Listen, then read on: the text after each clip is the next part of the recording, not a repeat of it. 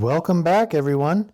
This is part 2 of our conversation that we had with Bryce from Brown Beard Brewing. We have cider, canned cocktails, non-alcoholic beverages, whatever we can do, root beer, just to kind of bridge the gap to help us get through this. So it does kind of blow my mind a little bit that you have really great beer. Everything I've tried right now has been really good. Thank you. But you do have Great Notion ripe. Yes, on tap. That's one of my Great Notion is one of my favorite breweries out there. They do it's so creative, and they have just such a big burst of flavors in their beer. Mm-hmm. So you try it, and it's like, wow, there's artisans there. They know what they're doing. Right. And when I saw that on the distributors list, and I thought, I'm going to be able to put that on tap. And I spent years hunting for certain beers of theirs, and I get to finally put one of them on tap at my brewery. I was pretty excited about that. They are probably your biggest competition. Yeah, and you've got them in your brewery. That is an awfully nice thing to say. Because if I had them as competition, if they saw me as competition, I'd be like, you know what, I'm doing all right. You'll get there. I have no doubt in my mind that you will get there. Right now, you are really within close proximity to Clairvoyance and Powderhouse, really. Right. So maybe they're really your biggest competition right now because they are so close. I would suppose. But and I don't take credit for saying this, but my beers are significantly different than the ones that are at Clairvoyant. So when you come to my brewery and you have a beer, you could still go to Clairvoyant and have something that was, you could have a Pilsner or a Pale Ale, but it's very, very different. So although we are within the same parking lot, I think we would both agree, myself and Clairvoyant, that we're not technically, well, we are beer servers, maybe we are considered competition, but I don't know that we see each other that way. Especially being me with a little 1-barrel brewery and 2-barrel tanks, and they have 30 barrel sure, tanks. Yeah. I don't know that they'd probably laugh if you said that I was competition to them. But Mike, the owner, has been such a nice guy. I don't think he sees me as competition. I think that we have a very unique opportunity to share food trucks, to share the opportunity to be in the same parking lot. And a good example of this would be Sunday morning. Some of Kristen's, my wife's friends, came in and they were about to start a beer crawl, and they wanted to start at our brewery, and there's 8 of them. And without me suggesting they go to Clairvoyant or Powderhouse, they just said, we were going to start here, we're going to go to Clairvoyant, and then Mother Earth, and then Lost Grove. And that was going to be our crawl for the day, because it was a bachelor party for one of them. And that's the kind of, without me having to say anything, but that's the kind of thing that we're kind of looking for, is someone comes to Clairvoyant and then maybe they stop at my place, or vice versa. Sure. Or when Clairvoyant has a food truck, our customers, we've started sharing that information. So I'll text when I have a food truck their taproom manager, and he put their menus out. And so that way we help our food truck that comes in, which is good for a third business, meet their minimums or make sure that they have money coming in. So we've started sharing that information in camaraderie. So the breweries are helping each other, but also when a food truck comes in, that business is then meeting what they need, so they're happy to come back. So it's been pretty cool. And Powderhouse is the brewer and Tyler, the gentleman that I know, they've come over and been very unique with wanting to collaborate in that sense and bring people to that little area of the world. And maybe we could even coin a little term to call our little brewery center there something special. So something maybe we'll work on here in the future. You hit a good point there, that everybody's beer is different. Oh yeah. Yes. And that is hands down for sure. Mm-hmm. We did a blind taste test of IPAs, local IPAs recently, and it was just truly amazing how different each one was. That's great. Yeah.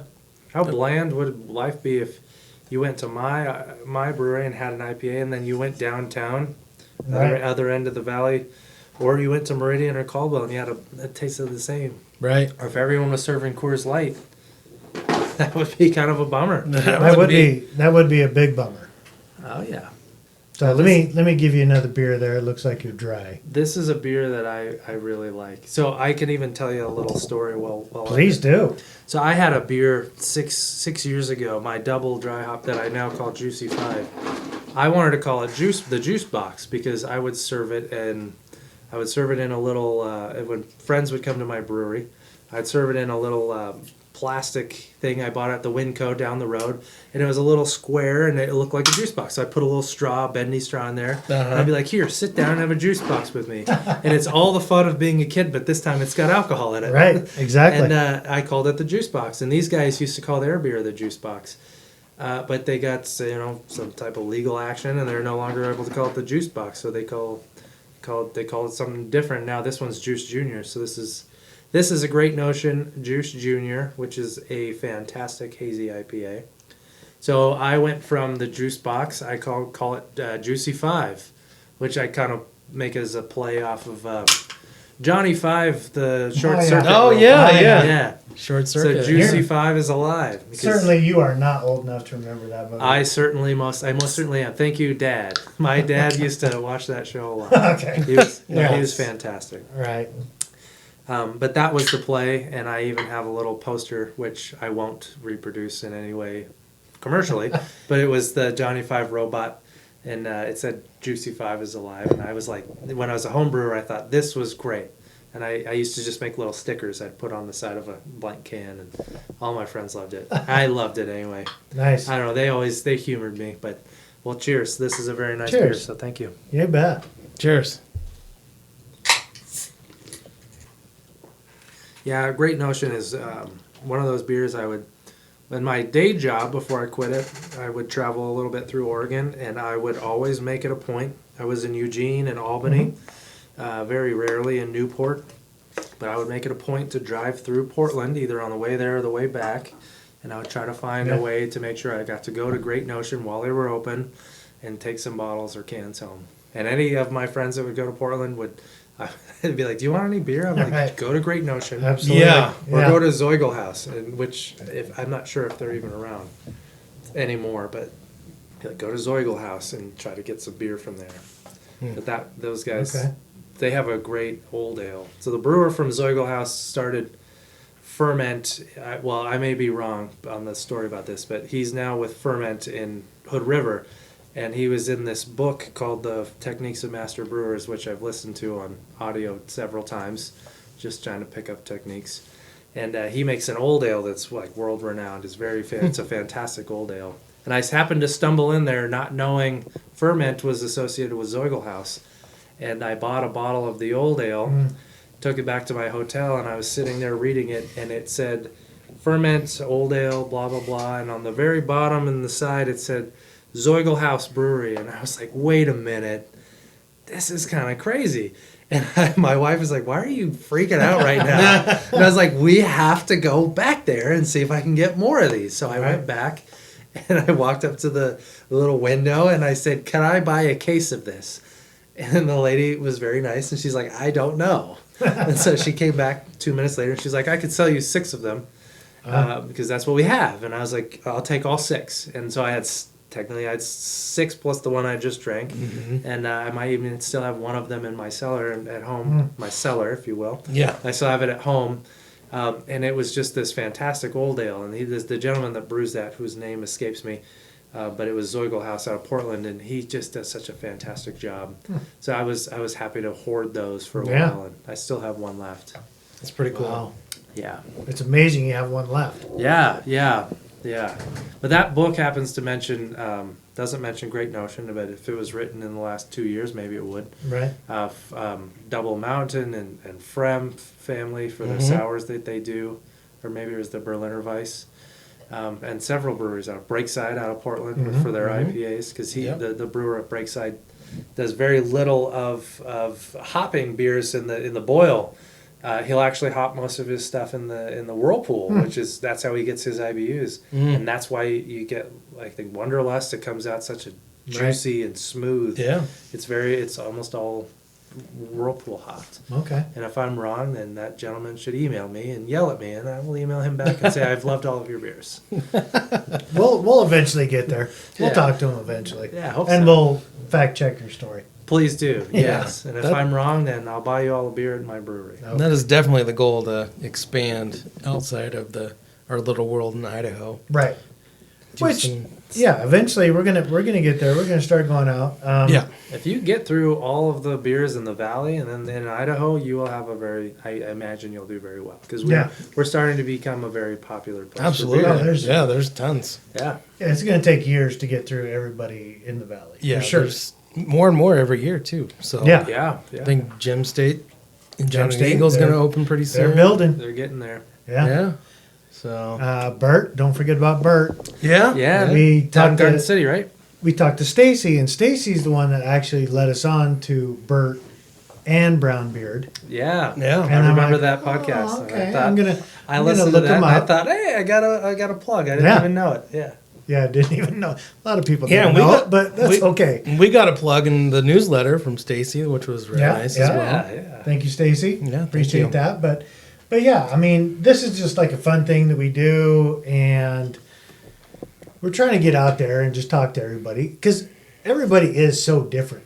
Oh yeah. I mean, from one brewery to the next, it's a whole different story, a whole different questions. I mean, it's pretty fun to do. Yeah. I enjoy doing it anyway. I do as well. Yep. And I know there's no doubt if you gave me the same recipe that you gave any other brewer in town, we brew the exact same beer and it probably tastes a little bit different. You know, they almost- do that. What is that Yeah. one that they do every year throughout the Pacific Northwest? God, it's like It's the for cancer. or ales for something. ALS. Yeah. Oh. Ales Yeah. for ALS. I know Payette's on board with that. Mm-hmm. I've had a few different ones, and yeah, they're They're all different. Yeah. different. They Yeah. are. It just comes down to your equipment. I mean, Yeah. there's a lot that goes into brewing a beer. If what movie you might be watching while you're brewing that day, or if you're Yeah. not watching a movie, how much you've had to drink that day. Right? Yeah, very, very true. I don't think too many of the professionals out there watch movies while they're brewing, but I used to have a TV in my garage. I'd just sit Oh, yeah. there while I was brewing. I mean, clean up and watch there's a little bit movies. of downtime during Oh, yeah. the homebrew process, right? I mean, For homebrewers, yeah. The Yeah, 5 gallon, No doubt about it. you know, for sure. figure about 4 hours, and that's Yeah. probably 10 minutes worth of work, really. And then 3 hours and 50 minutes worth of drinking. Heck yeah. It's a lot of cleaning though. If you're doing it right, you should clean everything before you use it, and you should clean everything after. Right. Yeah. That's the way. If- That was my mentality. That was Yeah. the big thing. If you're doing it right. Yeah. Well, and that's the thing, is sometimes you learn a lot of lessons as a home brewer, No doubt about it. Mhm. and cleanliness is the number one thing.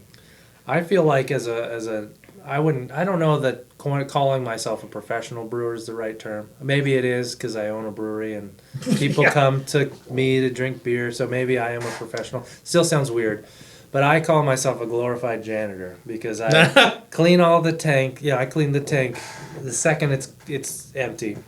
And then I clean it and sanitize it again before I use it. I clean the brewery before I use it, and I use a heavy caustic and clean it after and make sure it's nice and clean. And then, you treat your water, it all goes away, and you wait a day, and you could clean it at midnight, and the next morning I come in, I still fill it up with 190 degree water and run 100, like super hot water through everything, although it's clean. And so I feel like I call myself a glorified janitor. I'm like, I clean things twice that I Sure, use right. once. Which is a good thing. It's a great thing. That's Yeah. maybe one reason I was such a good home brewer, because I would take the time to double or triple clean everything, especially your heat exchanger, all the things that really matter where your beer touches. It's really important. So really, before you became a professional brewer, Yes. you had a day job. What was your day job? Yeah, well, I think I've had a fairly good run of jobs in my career. Directly before becoming a brewer or a glorified janitor, I worked as a facilities coordinator for Hawkins Companies, and that's a property management company. They also have real estate development. They do some really fantastic things. It's a tough company to want to leave 'cause they have fantastic benefits. They treat their employees incredibly well.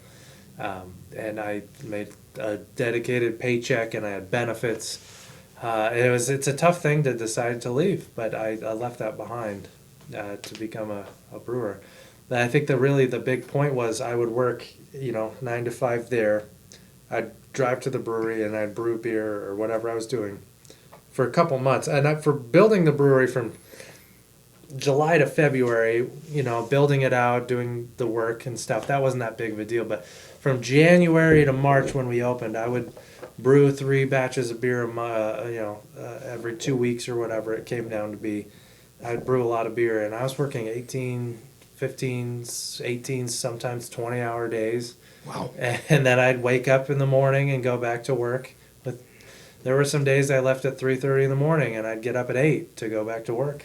And I thought, this is unsustainable. That is a grind. And I figured, I've wanted to do this for 7 years. This is a goal. This has been a life dream of mine since I decided I was going to do this. I got to just give it the opportunity to blossom. So that was what I did. I've had some pretty cool gigs. I was in the National Guard in the military.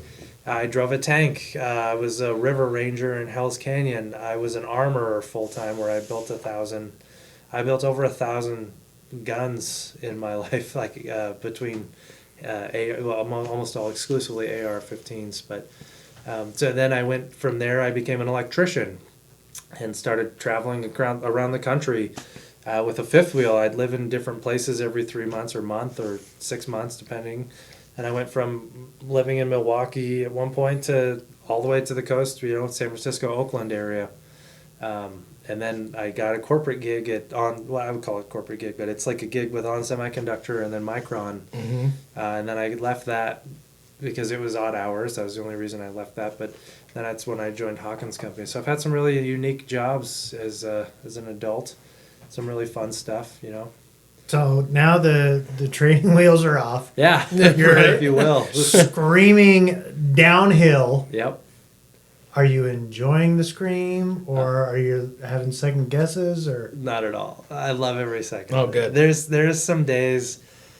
Last Tuesday, I did a 20-hour day where I did a double. I cleaned my tanks. I did a double batch of my double IPA, which is I don't know if it's the most difficult beer that I have to brew. It's the most expensive beer that I have to brew, but it's the longest brew day for sure because you have the whirlpool, the hop stand. You have, it just takes time to do 2 batches of that. That was a 20-hour day. But I remember I was exhausted. The next day my knees hurt, but when I drove out of the parking lot that day, I had some music playing, and I just remember laughing, and I thought, I just got paid to brew beer for 20 hours. Right. And tomorrow I'm going to sleep in, and then I'm going to go right back and figure out whatever else it takes.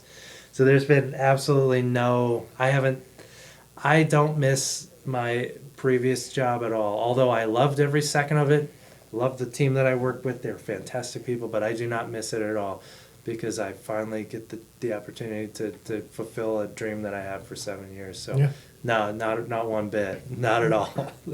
That's pretty cool. And I'm very happy to say that. It's an interesting thing to say. I don't know if I'll get paid next month.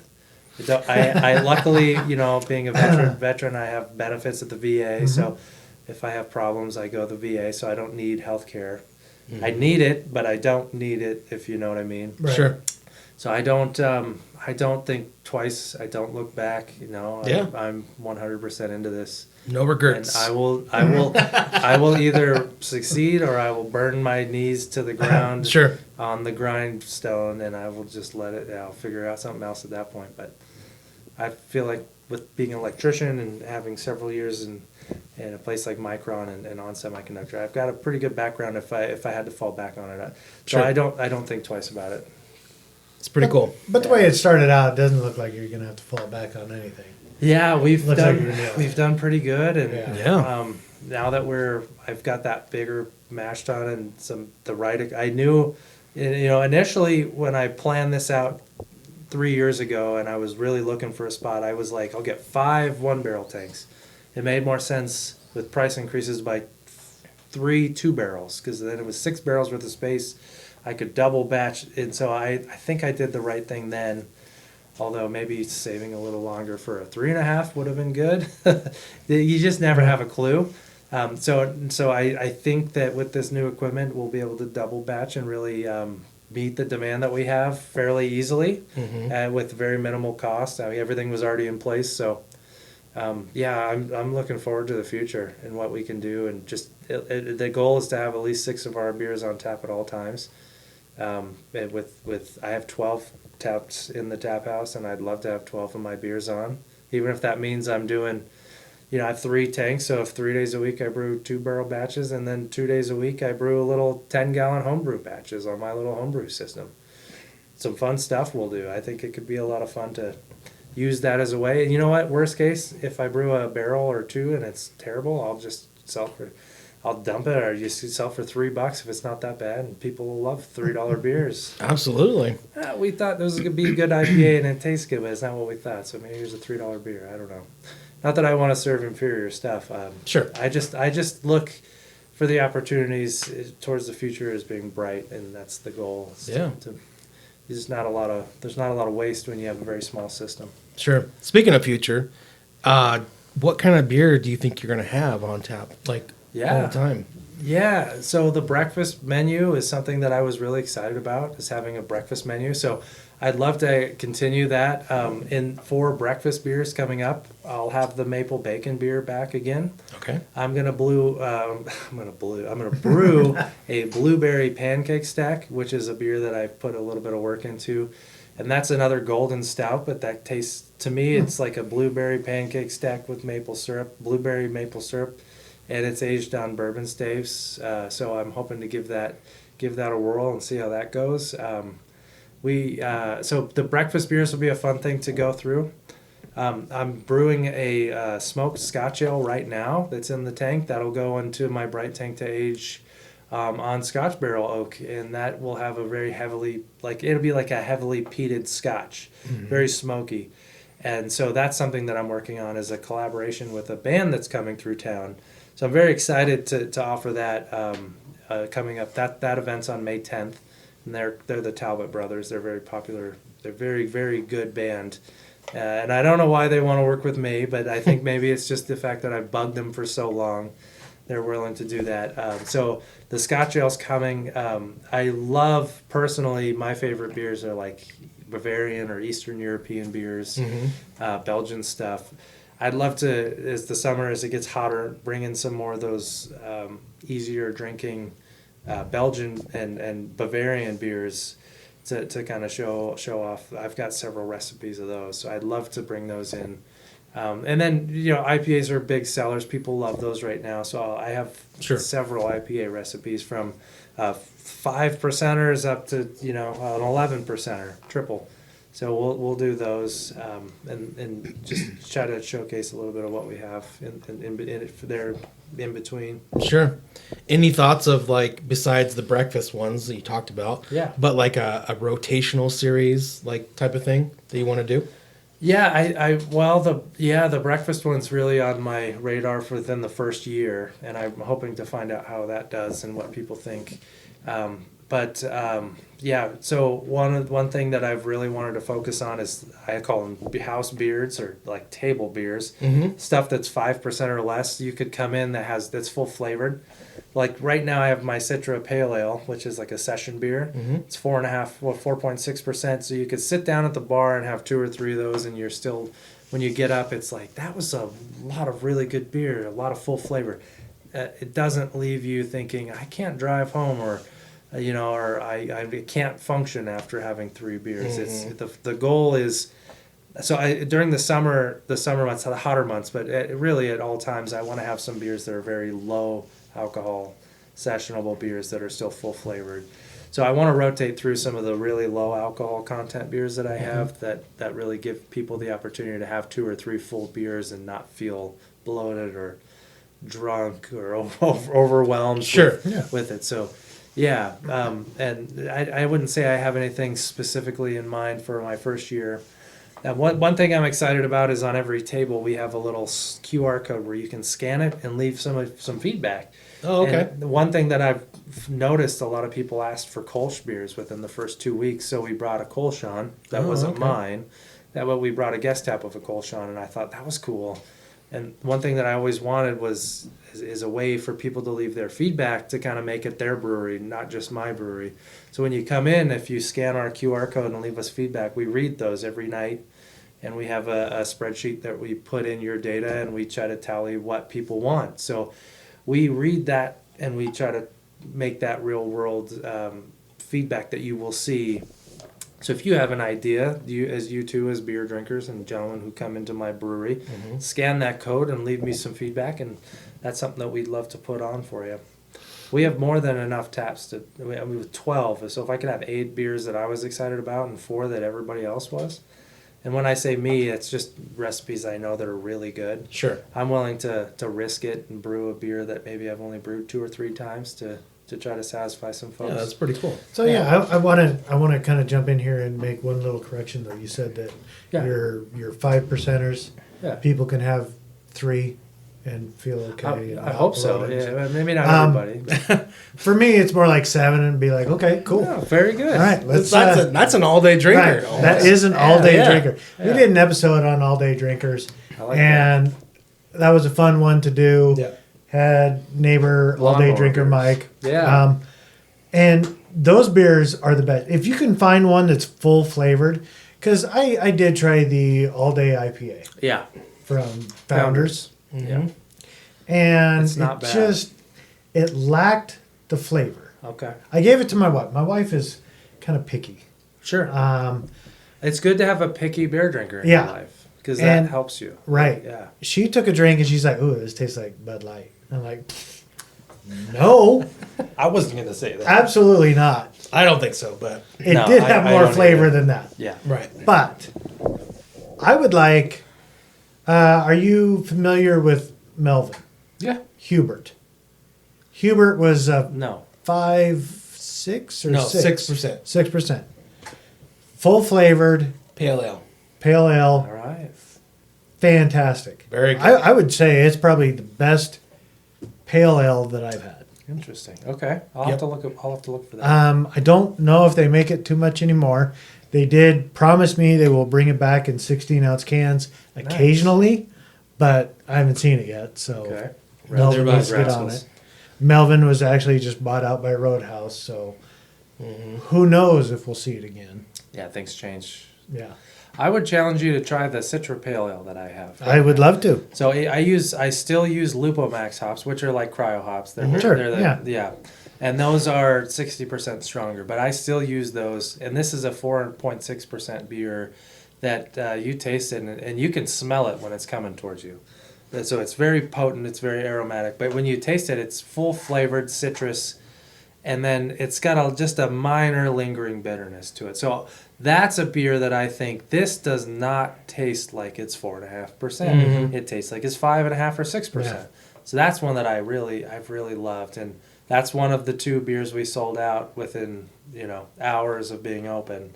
And I did a double batch of that this time to make sure that we had it. So it's been on for 4 days now. Well, and I think I'm that proud to say it's not sold out yet. That's good. I read that. Read an article that's kind of the way the beer market is going. Is some of those lighter, easier drinking, lower ABVs Yeah. that people can enjoy all day. That's kind of where my taste buds lie. I would say 75% of the time. There's 25% of the time where I'm reaching for a heavy, hazy, or an even heavier barrel-aged stout or porter. That I just love those full-flavored big beers. But you can't drink those every night, especially on a Tuesday night if you got to get up at 6 a.m. and brew a double batch of beer Right. or go to your respective jobs. Right. So you find a very nice light beer. That's honestly one reason I love the Bavarian beers. You have a full-bodied heft that's 5.2% in a stein or a liter, and you drink one of those, and you're like, you know what? I feel pretty good afterwards, and I don't have to worry about having a hangover tomorrow. But I got to have a liter or 2 half liters of beer for an hour and a half at dinner, and then maybe I have a conversation that goes on. And I've just spent an hour and a half or 2 hours with my friends drinking a beer or two, and I still feel great. And we talked the whole time, and I had a good beer, and that's kind of one of the goals that I have, is to have table beers or house beards, if you will, that you could come in and have 2 or 3 of them, and you still feel good when you leave. And you can, if once we finally get our canning operation up, you can take those home and have 2 or 3 of them on your lawnmower while you mow this big, beautiful lawn of yours. And yeah, and you know, you go in and your wife's not mad at you because you're drunk, Right. or very heavily buzzed. So that's the one thing about my place. You know, we do have this pool. Oh yeah. And so on hot summer days, I'm excited for an invite to a summer pool yeah. party. Hey, he's got to come to an all bell. right, Yeah, right. I'd love to bring some beer to that. Absolutely. We jump in the pool and we have a bunch of beers, but a lot of the times, 99% of the time, they are bigger beers. So we do have to kind of watch ourselves. Yeah, we got to like Which slow is it down a little really bit. hard Yeah. to maintain because we can't find that really good, light, low ABV beer. So Yep. yeah, sometimes the party gets messy, but you know. Yeah. But I would say that Georgetown came out with the Power Cycle series that they did. It's Fort George, Yeah, Fort George. not Yeah. Georgetown. Sorry, not Georgetown. Fort George. Wow. Fort George came out with the Power Cycle series, Yes, they did. and then that's like Yep. a 5% hazy pale. Right. Perfect. It reminds me of Payette's Sofa King Sunny. Yeah. That original, super heavy on flavor, very, very light IPA. I mean, that's, to me, if I'm going to sit down, if I'm going to mow the lawn, I'll crack one of those. Sure. We bought 8 cases of those for our wedding. 8? 8 cases for our wedding. And 8 cases of the lager for our wedding. I'm sitting on a lot of those still. Cause, The lagers? yeah, I got a lot of both of those.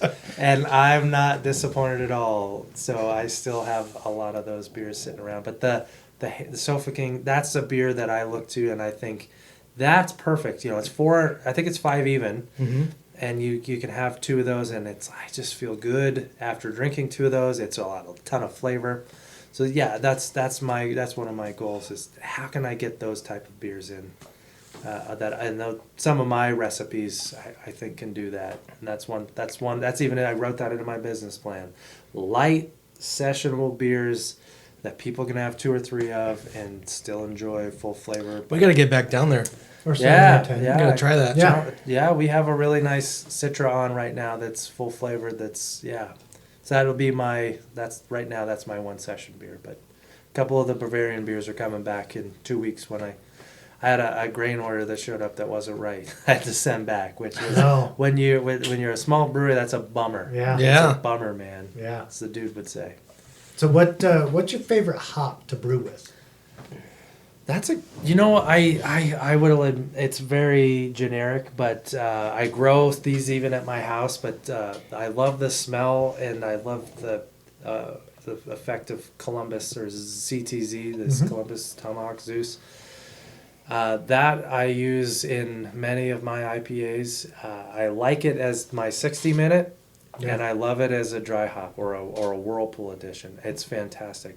But I would say very fast approaching that very quickly is the Nectaron, because I've not had such a flavorful aromatic explosion out of a beer, and I don't even say that lightly. When you pour our blonde, the Nectaron blonde, it comes at you, you can smell it, and people are like, wow, that's great. That's just, I've had some really fantastic reviews on that, and I solely give credit for that beer being aromatic and hoppy and tropical to that one hop, Nectaron, which is underutilized. It's a fantastic hop. That's So- quickly becoming my favorite. One thing there. Yes. That is your favorite for now. Yes. But as soon as you try one of Tom's Zithos hops, Zithos. you're Yeah, gonna be fucking you hooked. might be You're done. hooked. You know what? Challenge accepted. If I find a pound of that stuff, I'll do my Nectaron blonde as a Zethos. There you go. There you go. And I tell you what, if it's not good, I guarantee that you'll like it. I probably will. I sell probably you a will. keg of it. There you go. Yeah, That there you go. costs. Yeah. Yeah. Yeah, well, Okay. Sold. You got Consider me it on, sold. You got me on record. Yeah. Yeah. I'm interested. I'm very interested in that. If you can get some pineapple flavors out of that, I think we could have a lot of fun with that. So Yeah. I'd love to try You will it. definitely get pineapple out of that for sure. Very good. Wakatu is a hop from New Zealand, along with Nectaron. But Wakatu I used in 2018 or so.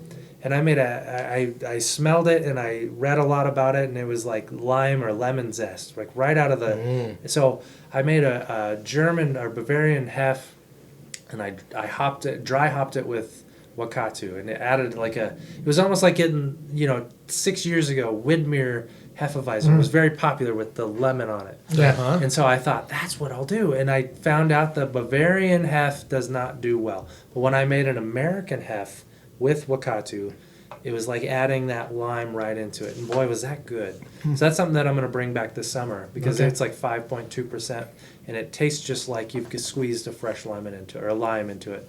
So that's something that I'll bring back. But that's another hop that I was very, very surprised with, that you just don't see much. Yeah. Yeah. That's pretty cool. Yeah. Do you have like a favorite beer recipe? Like, do you have just one, or do you have several? Well, I over the last 7 years, I've developed. I before we opened, I would have said we had 62. But the Nectaron Blonde was a beer that I brewed. I have a dry hop blonde recipe, and I thought I'm going to use Nectaron because I got a good deal on them. And that was a beer that we sold out of immediately. So I call that number 63. Yeah. So that's my 63rd recipe. That one is just a fun beer to brew, because you get a lot of really good smells out of it. My absolute favorite is that White Russian, the Beard Labruski. Easy grain bill. It's a fairly hefty grain bill. Very fun recipe to brew, because it goes into secondary into your bright tank, and you get to add. I add 4 pounds plus of coffee beans per barrel, and then the oak, and then the little extras that go into it to give it just a little bit of extra vanilla and fun flavors. That one I think is always my favorite, because when I brew that beer, I'll put the Big Lebowski on the TV, or I'll wear the sweater I've got the dude sweater. I'll wear that in to the brewery, and I usually am just like, this is a cool thing to get to brew. Yeah. So I'm a big fan of that. And I'll be honest with you, the stout would be a close second, the Alley Cat. Because when I brew that, I always get my cat Bubbles out. I found Bubbles in a ditch one day. He was the little 11, 12-week-old kitten. And he was in a ditch, and he was down there meowing. And I was with my cousins out in Emmett, where I grew up, not far from my grandma's house. And my cousin was like, hey, you hear that cat in the ditch? And I was like, yeah. We're at Sawyer's Pond in Emmett. It's a normal thing. People drop animals off here. It's a sad thing, but that's what happens. And he's like, don't you want to get in there and help it? And I was like, okay, sure, David. I'll get down in there and I'll help it. And I got down in there, and I picked up the little kitten who was sitting on a rock in the middle of this is a 5-foot deep ditch. It's a huge ditch. And I pulled the little cat out, and I put him on the road, and I was like, okay, go home. Yeah. And he followed me home over a mile, just over a mile. He followed me home down the highway. He followed me there, and I got in, and I showed my grandma the cat. And if you see a picture of me and this cat the day I brought him home, you swear that cat has this big smile on his face. Like, I just duped this guy into bringing me home. Yeah. And he still lives with me. But so Bubbles will come into the brewery. He comes in anytime I brew. He'll come into the garage. He'll jump up on the little stool that I have there, and he just sits there. And he just smells, and you can see him sniffing. And you can tell he's just loving life. Yeah. Mostly because he doesn't go outside, because I used to live by the highway. So I never let him outside. But he's a very fun cat to have when you brew. And he just sits up on the chair right next to you, and he's just happy to be there. So I called it the Alley Cat Stout for Bubbles. Cool. Yeah. That's really cool. That would be probably my close second, because of Bubbles. Nice. Yeah. So when you brew these coffee stouts, yes, do you have a specific coffee that you use?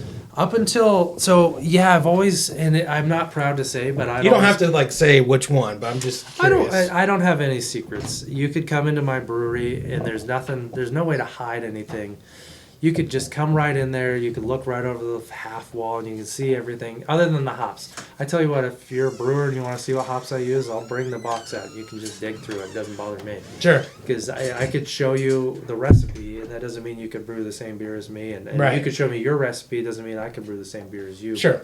Yeah. So no, I up until recently I would go to Albertsons and I would buy 2-pound bags of organic Arabica coffee beans for and I'd buy those because those were basic, but they had a good full flavored, full bodied bean. But recently I started pairing with Woo Fire coffee roasters. And this is a gentleman that I really enjoyed working with, and I worked with his wife Shayna at Hawkins Companies, and she was the manager of my department. Fantastic worker, and she would her and her husband work even harder at their business after hours.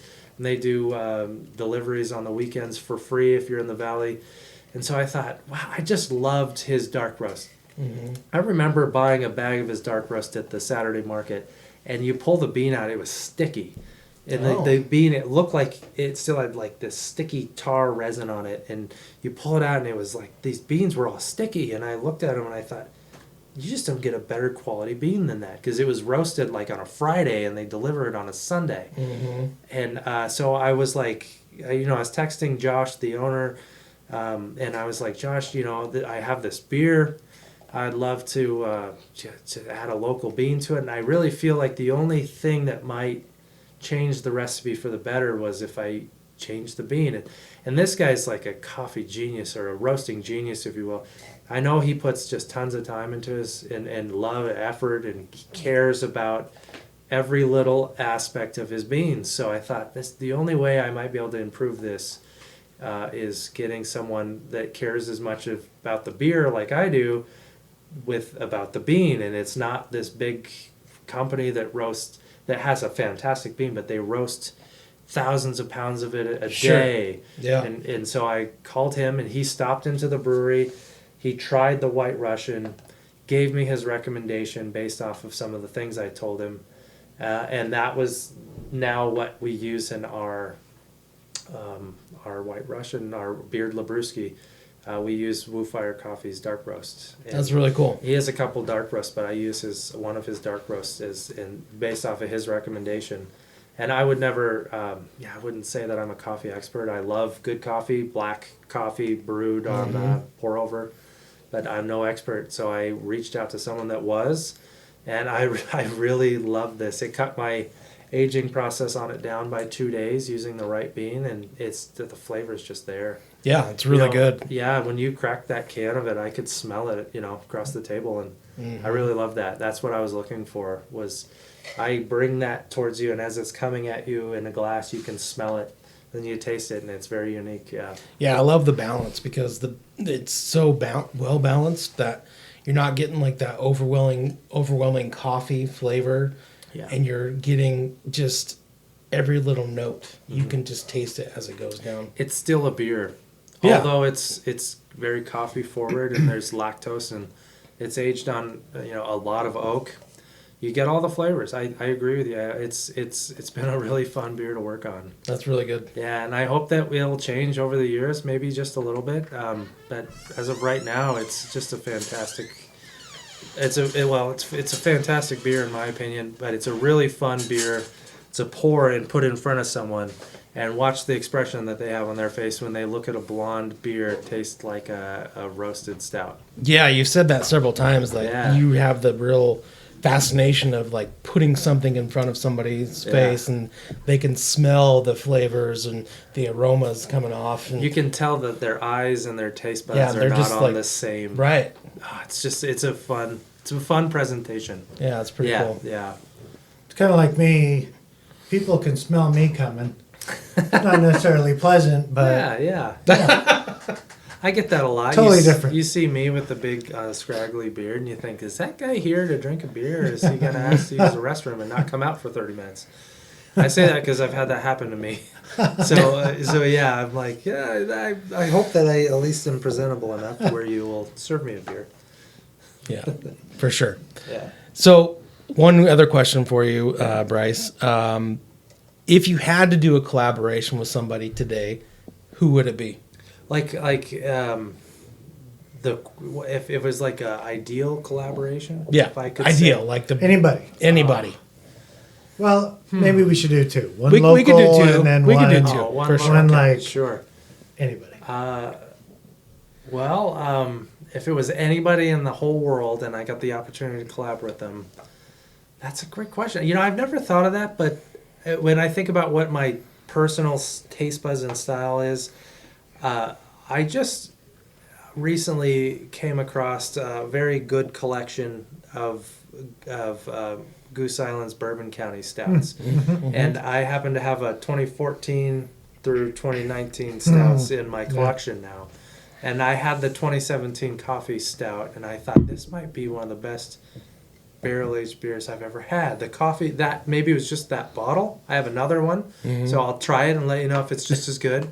But if I could do a collaboration with them, with their fantastic barrel aging program, and if I could do my beer here, and then just run that recipe by the experts over there, and just say, what would you do? How could we make this as a barrel-aged version? That would be fantastic. I think that would be really neat. Honestly, that 2017 coffee beer I had 2 months ago was it might have been the best barrel-aged beer I've ever had. And I say that's my personal opinion, but it was fantastic. And locally, that's really tough because Barbarian's, James at Barbarian, his barrel-aged stuff is just nuts. So the 2022 Barbarian Stout was just phenomenal. I had it for the first time at Payette's Dark Beer Festival, whatever it's called, Dark Days, I can't remember. But I had it there, and I thought, geez, this thing is just unbelievable. But I've really had a ton of fun chatting with Beth at Bear Island, and she's shared so much of her knowledge. I would love to do a collaboration with them, and she's even plugged me about it before. So maybe that's in the future coming up to do something with them. But I mean, what I really like about her is she shows up at our brewery, and she's really fantastic about sharing her info. And boy, if I were to do a collab with them, I'd be like, what are you going to get out of this? Because you're so knowledgeable, and you have such a good customer base already. Like, I don't know if I could teach you anything, but boy, would that be cool to just spend some time, because they came out of a garage too. And so that's kind of where I really I connect with them, is they're garage brewers just like me. So I just think that would be a fantastic collaboration. Personally, I hope that they would get something out of that too, but I would really love to work with them. Sure. Yeah. Decans. I'm sorry. Excuse me. What was that? Decans. Sorry. Okay.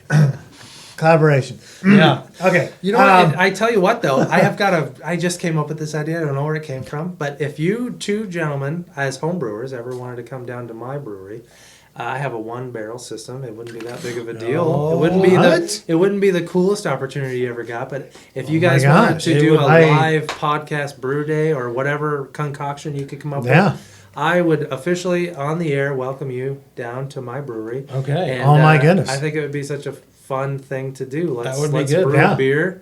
Maybe make a podcast, talk about beer. This is coming out of left field. You know what we could do with this too? Like, I'm just going to keep going with it. Right? We do this. Yeah. We brew the batch. Yeah. And then we have a special event where people come down and we can interview the people. Yes. I know a place where we could put this on tap. Oh, I happen to know a guy. Okay, there you go. It is all coming together. Okay. Yeah, I think that would be pretty great. That'd be fun.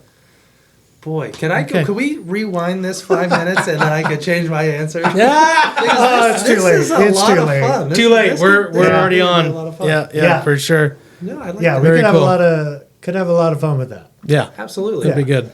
Like a live brew day, whatever you want to call it. Yeah, that'd be yeah, and I think once it's ready to go, we can interview the customers, put it on tap, and say, "Hey, what do you think?" Hey, beer enthusiast. Right. Yeah. What do you think? Yeah. Very good. All right. Very good. Let's put this on paper and figure it out. I know quite a few people they get very thirsty, so we can get them all down there. That sounds fantastic. Yeah. Yeah.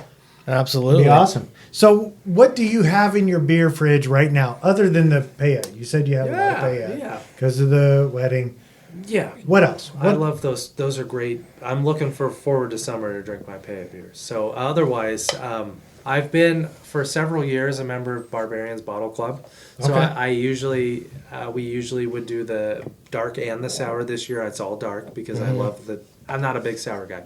He's actually made some beers that have made me like sours, but I have a lot of his dark beers in my. I've got at least a dozen 2022 Morgans sitting in there.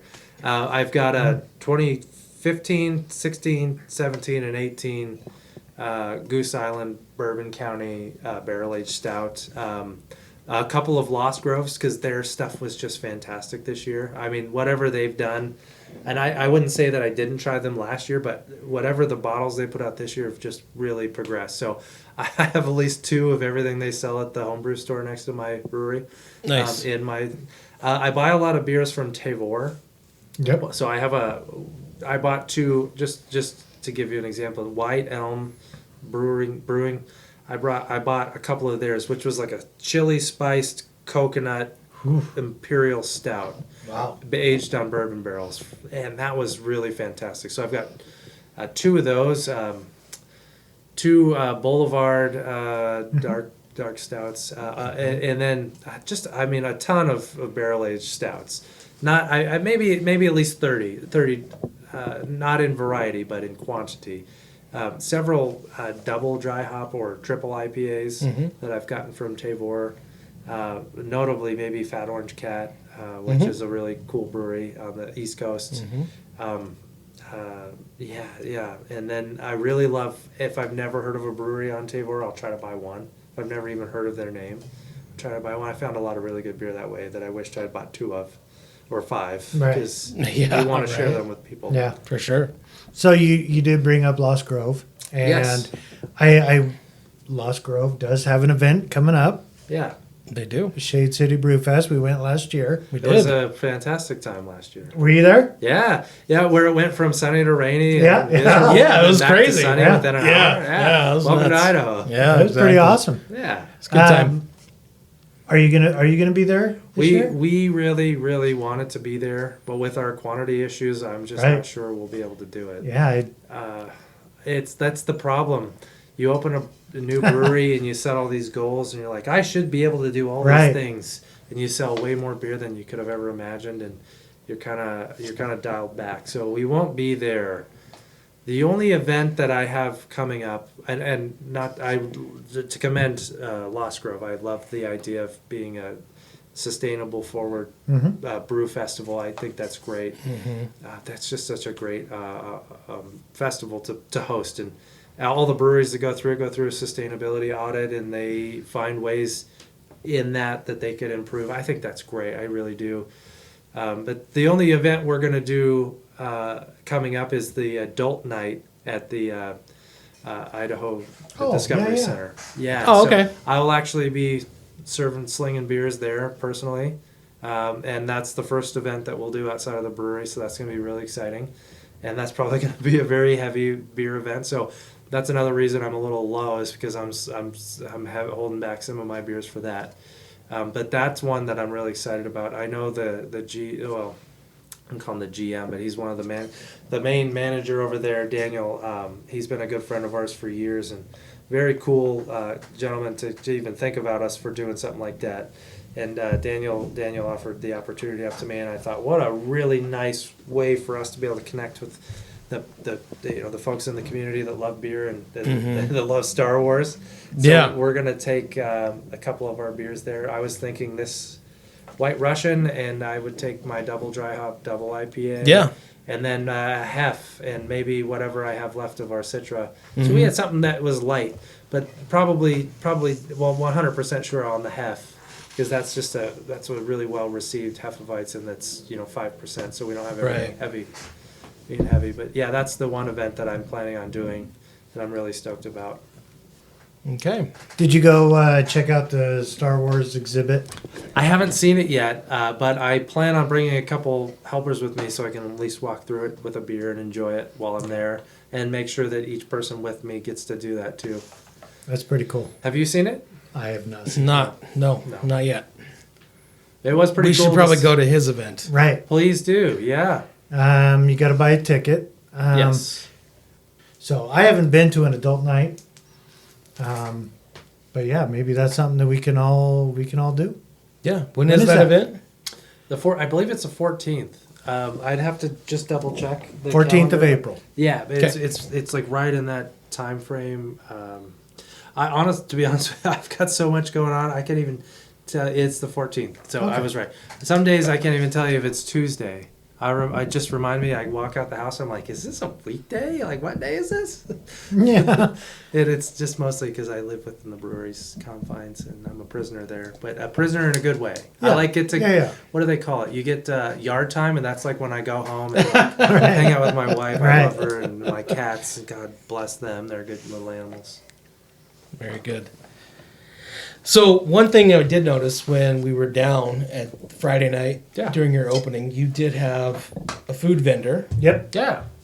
So you're planning on keeping a rotation As right? often as I can. Yeah, and I think it's important for several reasons. It's good to bring in another business so they can have the opportunity to make sales. It's great for our customers because you have one or two beers, you want to have food. Sure. So Fridays and Saturdays, I'd love to have food trucks. And we're doing our best. We're a new business. We don't have a lot of contacts. But we have a few, and the few that have come already have been really happy to be there, and I'd love to bring them back. We're also looking for a little variety. So I'd love to continue to have food at least Friday and Saturday nights every weekend. And the good thing is, like I mentioned earlier, we're kind of working with Clairvoyant. So they tend to bring food trucks in on Friday, and they're within a 1-minute walk. They're not even a 1-minute walk from our front door. Sure. So to get to their food truck, it's 45 seconds, and you could come back, or you can have a beer here, have some food, go to their brewery, and then you have two different breweries within walking distance. So that's one thing that we want to work on collaboratively is having food vendors available at all times for both the breweries that are there. Yeah, and so I think with that collaboration effort, we'll really make progress as having food at all times. Yeah. But as we open more, I think it'd be great to within the confines of that property, we had a food truck at all times. I think we both would agree on that, based on my conversation. So yeah, absolutely, we're doing our best to get food there. Yeah, you're definitely going to keep people engaged longer and stay there longer. Yeah, and honestly, I love food trucks. Yeah. Like my favorite food truck, and I'm not afraid to say it, is Kanakatek. Okay. Sure. They did my wedding. Yeah. I love those guys. And they have the best poutine, like brisket fries. I call it poutine, but it's brisket fries. That's like the best thing I've ever had from a food truck. And they even see me coming. They're like, drop the fries for Bryce. He's coming. He's on his way. So I actually plan to have them back in 2 weeks on the 16th. Okay. For a little thing we're doing with live music on a Sunday. So they'll be back there. But we hope to do live music as often as we can on a Friday and a Saturday. And we are hoping to have food. So if you're listening to this and you want to be at the brewery with music or food, let us know. Just reach out to us via our website. We'd love to have you. Okay, so let me throw this situation out there. This scenario. Okay. Say I come to your brewery and let's say you have XYZ food truck there. All right. And I'm drinking a couple beers. I'm like, ooh, XYZ. They give me gas. Okay. Yeah, you don't want to take the shawarma gas Right, home. right. So can I Uber Absolutely. eat something there, or Yes. Okay. I like to call us an open forum. Pets, children, you can bring food. If we have a food truck, and I prefer that you supported the food truck that was there. If it doesn't work for you, there's no reason in the world I would ever say you can't bring in a full pizza because I have a pizza pocket food truck outside. We're not that kind of place. Honestly, I'm grateful for anyone that walks in the door. And if you have special diet needs, if you're gluten free, you wanted to bring whatever food you want, please feel free. Doesn't bother me. okay, that's great. Yeah. Not Very that good. I mean, I don't think I've ever had any situations with any food truck I've been at. Yeah. They've all been really great. Yeah. I So- don't know that I've ever had an issue either. Nah. And nor have I had an issue going to a brewery that doesn't have food and bringing my own stuff. Not that I do that very often, but I've never had someone say, "Hey, you can't bring that in here." Right. I'm like, Well, maybe- okay, I guess I'll go somewhere else. But no, I've never had that problem. I don't know. Maybe are you the type of guy that brings in the gorp? You look like the type of guy that brings in the gorp and eats the gorp and the. You're gonna have to excuse me, but I don't know what gorp is.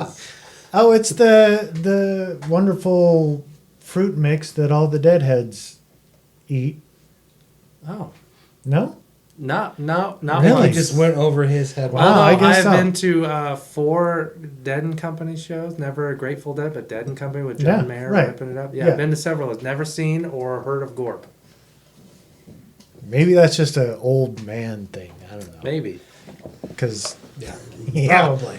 All right. Wait a minute. Some days I feel like I'm becoming an old man.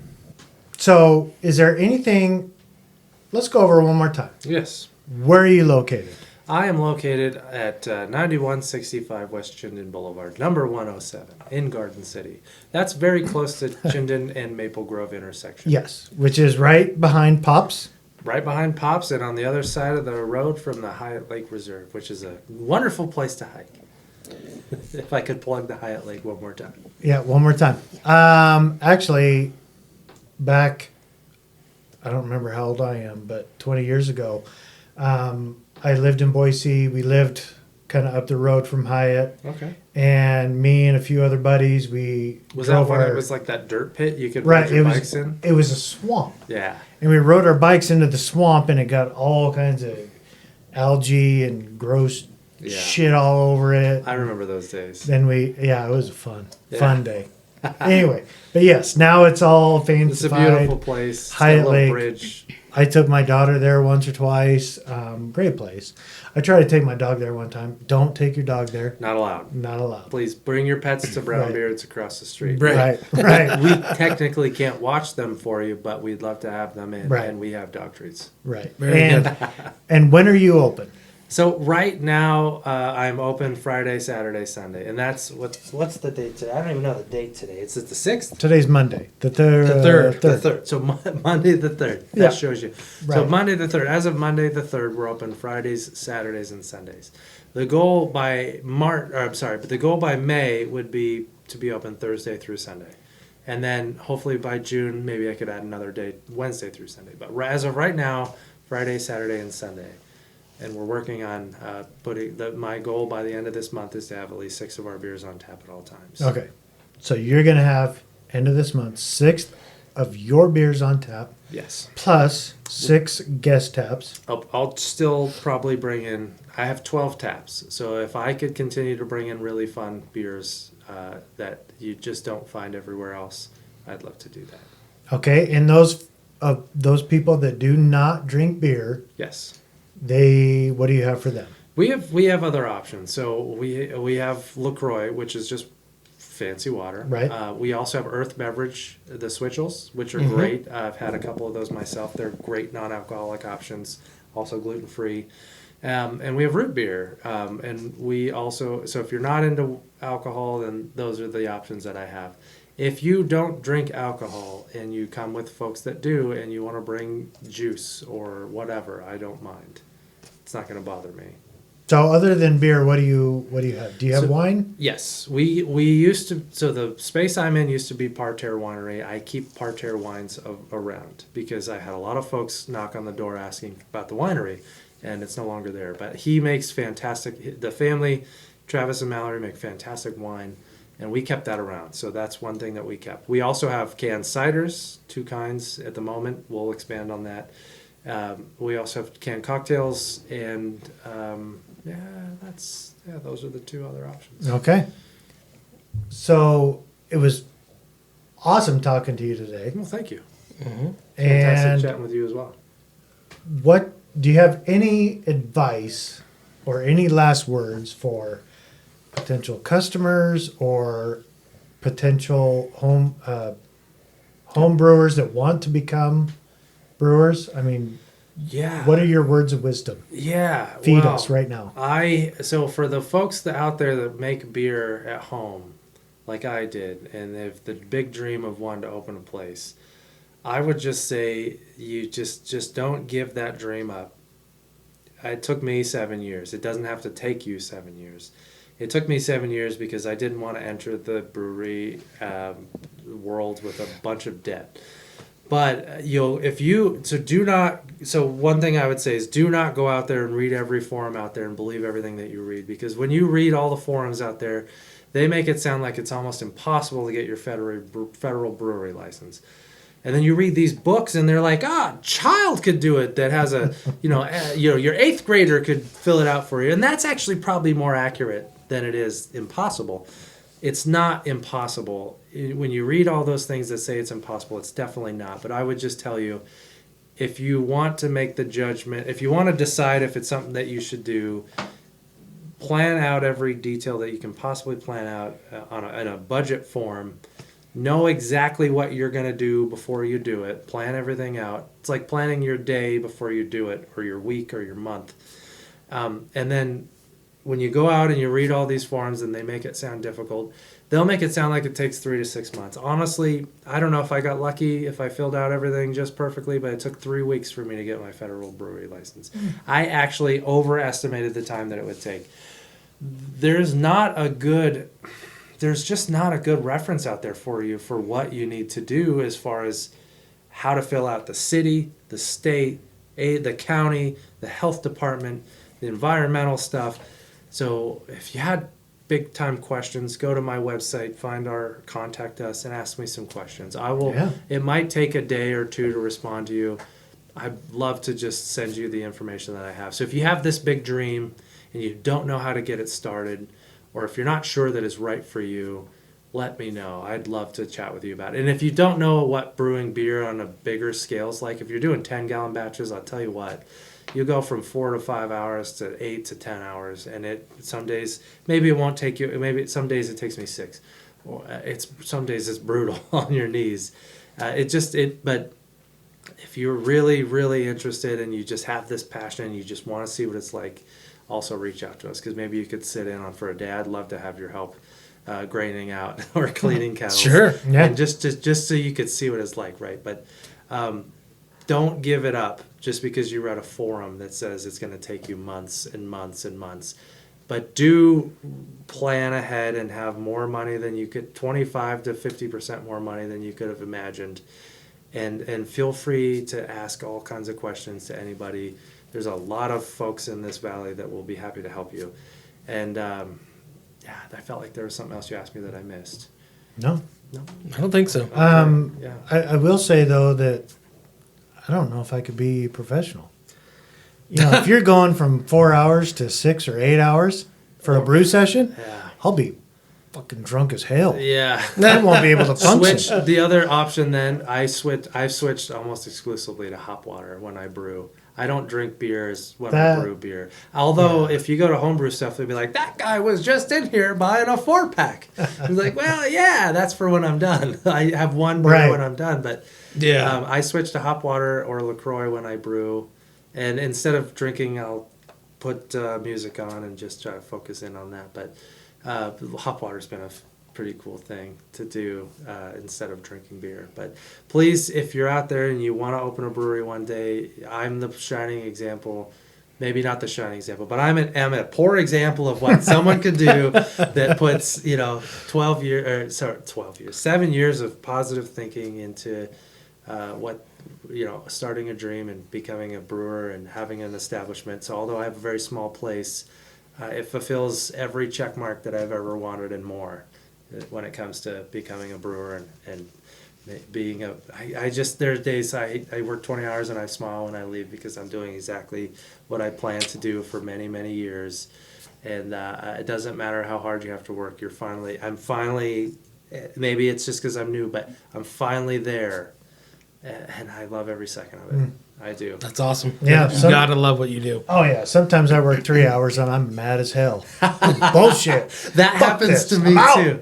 My wife summed it up one day. She was asking for our friends for help, and she said, does anyone want to come help us and listen to Bryce cuss at pieces of and I'm like, you know what? That's a pretty good way to put it to an outsider. Yeah. Because there are days I'd be pulling 8-gauge wire in 30 feet through pipes by myself, and I'd just be swearing up a storm. Yeah. But you got to expect that not every day is going to be perfect. I would say if you expect that 75% of the days things aren't going to go the way you want, and 25% of the days they are, and 100% of the days you're doing what you want to do and you got a big smile on your face, that's all it really is you're finally doing what you want. So, yep. Cheers. It's kind of like that perfect shot in golf. Yeah. When you in the round, you're like, I got figured this shit out. Yeah, I got this, and then it fools you. I don't know. But Fools you every that time. par 3, you shoot it within 6 feet of the hole, and then you still par, and you're like, you know what? Hey. That was pretty good. Right. That was It's a par. right? Yeah. It's not every day you hit a par, so. Yeah, for sure. All right. So we like to end every show with a beer quote. Hopefully you And- could read my chicken scratch there, but We're going to let you read that. I would love to. okay. All right. Do it. Napoleon said, "On victory, you deserve beer. In defeat, you need it." There you go. I think that sums up a day at a brewery every day. I guess I'm defeated every day. I'll cheers to that. Terrible. Cheers. Absolutely. All right. Take us home, Tom. All right. So, as always, you can hit us up at mtcans2022@gmail.com for any questions, comments, any kind of future episodes you guys want to listen to. You can also hit us up at Instagram or Facebook at mt_cans. All right, everybody. Thank you for joining us. Thank you, Bryce, for joining us. It's been a pleasure, and we look forward to this awesome collaboration Yeah, it's coming. I cannot wait. that sometime we are going to do. I'm looking forward Yeah. to it. Have a great time doing it. I invite you Absolutely. anytime. All right. Thank you, everybody. Thanks. Cheers.